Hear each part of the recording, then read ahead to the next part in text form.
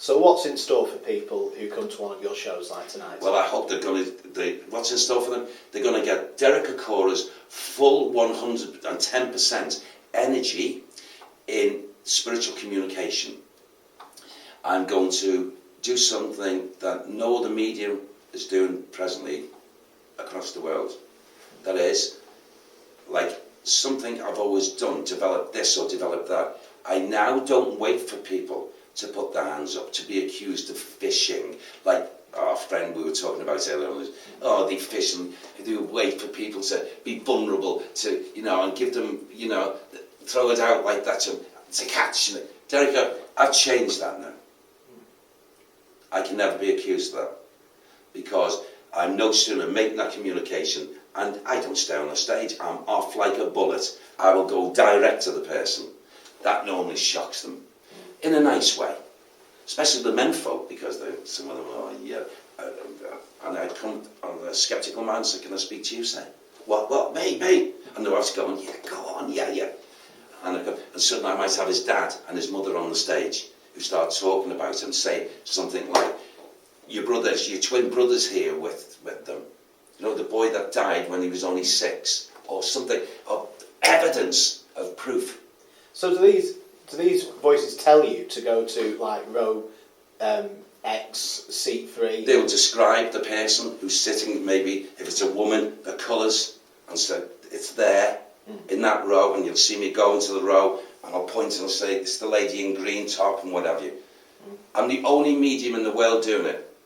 And what sorts of messages generally can it be absolutely anything? Or it can be anything, but generally most of it is come to say hi, give the names, say who they are, mother, father, brother, sister, aunt, uncle, grandfather, friend, okay? Even the animals, the animal kingdom. When loved ones come through, they'll bring maybe a dog or a cat that's just had to be helped and put to sleep within a week or two, and name the cat or the dog, saying the dog's with us, and as fit as a fiddle, name the dog, and you want to see the tears, and the men and women, okay? That's how precise. That's why I say when Derren Brown and people of his ilk make statements about mediumship, they've never been and sat in an auditorium with a medium like me before. Maybe they would have their eyes opened. I've challenged, I've said, come and do a show with me. And does he refuse that? He never gets back. But I put it out, I've done it in the domain a number of times. You do one, because he reckons he can replicate what mediums do. I say he can't, and he'd be found out. You do one half of a show, I do the other. Let the public decide, let the public judge. He won't do it. He's a coward, because they tell fibs. So as we're sat here now, and this is quite an old building with a lot of history, is there anything that you pick up now around us? No, I won't, personally, because I'm here to do out there, not to pick up. Remember, I'm not here to do investigations. I'm here to do a totally different thing. So would it use up energy that you're storing to... Absolutely, a big style, investigative stuff, drains you. So I've got to be a full cup. To go out there, I've got a 2-hour schedule to see a lot of people, to connect and not let anyone down. So I can't allow anything of outside attraction to affect this. This is why half an hour, even more so before, after I've had a shower to freshen up, I will sit here. Gwen won't be here, no one will be here, and I will sit half an hour, 45 minutes in a semi-meditative state. I just close down, cut out every thought and what have you. So when I get called to go out there, I'm open to the spiritual influence. Sometimes, now what does happen, different, which I'm glad to say, apart from say, who's here, is there anyone here, is there anyone grounded here? Sometimes, some of the spirit people are so eager, before I go out there, if they're in there, they'll look for me. And sometimes they'll come in the dressing room and tell me that their loved one's out there. Okay? So they're the ones who are so impatient or eager. They were like that in life, so they haven't changed much. It's just sweet to me, oh yeah, that often happens. It may happen tonight.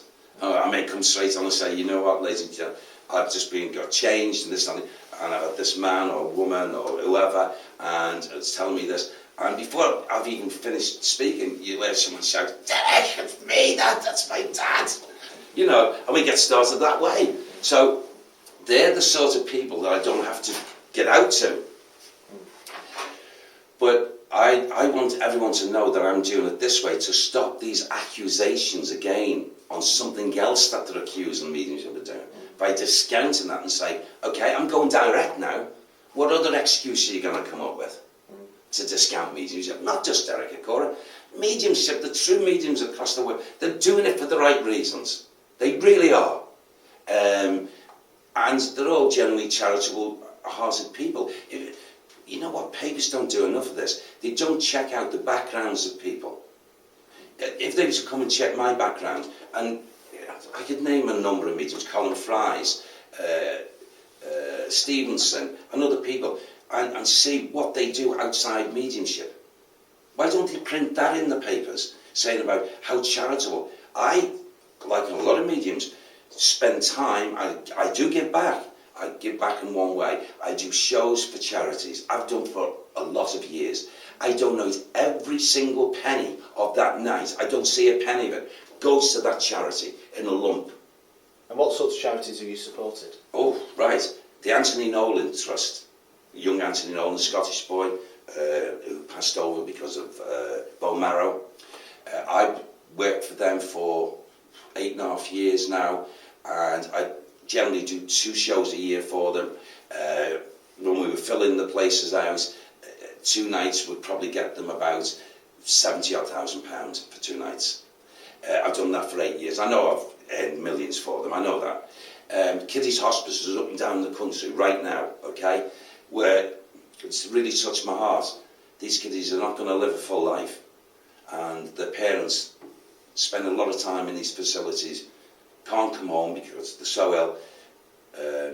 These places are loud, they build, and they're not centrally funded by the government. No lottery, it's pure donation.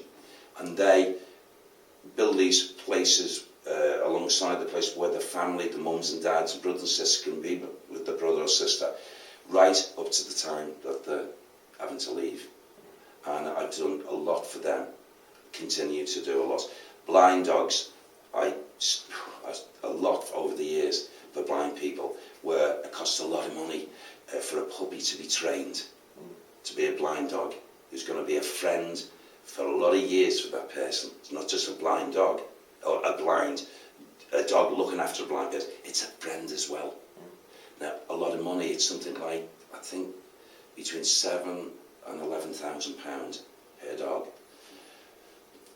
I am the patron with my wife of this, and I've done so many things across the country for them. Still doing, will continue on. The same with the Kiddies Hospice. I do get asked for an awful lot more. I try to do shows, just one-offs for other charities, which I'm doing.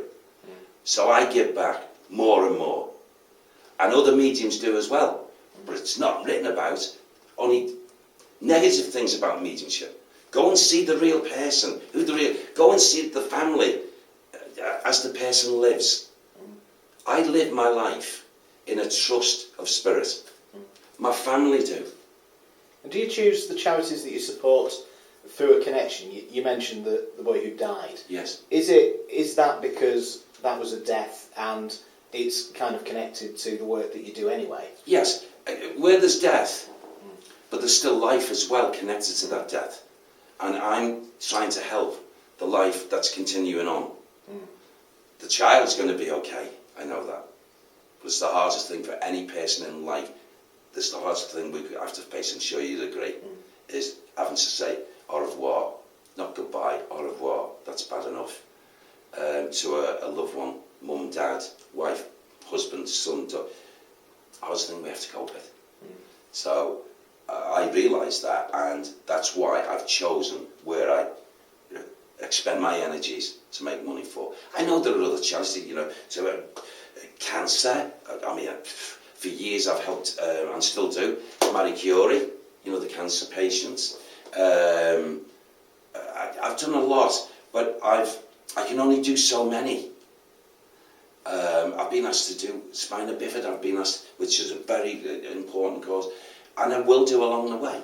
There will be other charities that I will at some time or other be drawn to, which I will then do. So you feel an actual draw to a charity? Yes. And of course, is that passed through the spirits that communicate with you? Do you feel they're guiding I think you? so, yes. It's more so than me. I may have a core feeling, but if I'm getting it from them as well, I say, well, you know, this should be done. And that's what I do. So I've got no qualms, no qualms. I'm a hard-working man, a family man, who's got children, grandchildren. I keep a roof over my head. I pay my mortgage. I haven't got vast riches. I paid my taxes, which have been very high, but I've worked for it. I give back to society, and I'm proud that my wife still loves me and that she's proud of me, what I do. As my son and my daughters, they're proud of me, and my grandchildren are. So that's more important to me than what a negative-minded individual says something about. They don't know the person. They don't know. They don't inquire. They don't get in there and dig. If they did, they wouldn't write half the things they say about mediums. Okay, so a good night's in store for the good people of Stoke tonight. I'm going out there with energy like a 16-year-old. I'm going to give them the best show they've ever had here with Sam and their loved ones. It's going to be a blinder. Not typically blinder, but it's going to be a very, very happy. It's not going to be morbid. You're going to hear laughter out there. Not just tears, there'll be tears, I know, but there's going to be laughter, upliftment. And if I come off that stage feeling the age I am, 62, I'll know I've at least done a good job. If I come off there fresh and off it, I'll know I haven't.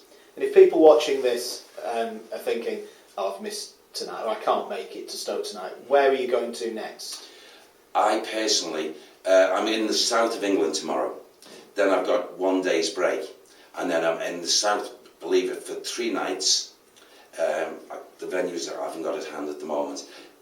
I'm actually landing up in my own town of Southport next weekend. So I'm at the Southport Theatre there. I know I'm there. But all the other names at this moment, I've got to go off the list, I'm afraid. Okay. But I will conduct myself exactly the same. And incidentally, I've got to tell you this. Out of all the years I've been touring for 23 years. The longest in any medium's history. Touring still, present. 23 years. I know I've made the statement to my wife, my tour manager, and the technical lads with me. I've enjoyed this tour the best out of any tour. And why is that? I think it's because this tour has been more, because the smaller audiences, it's become more intimate. And I've realised that the intimacy is so important. I mean, yes, going out to theatres and doing 2,500 a night in people, 3,000 in some cases, the least 1,800. It's a lot of people. And how many people can you get to in that time in communication? It was smaller, more intimate, and the medium's got to work harder, which I always believe, no matter what work you do, with your own honour, work very hard, whatever you do, and then you can always hold your head up. And where did the name True Vision come from, that you've named your tour? I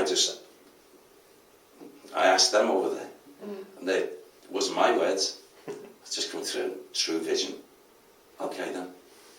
Okay, well, best of luck tonight then. Thank you. Hope it goes well. Thank Cheers. you.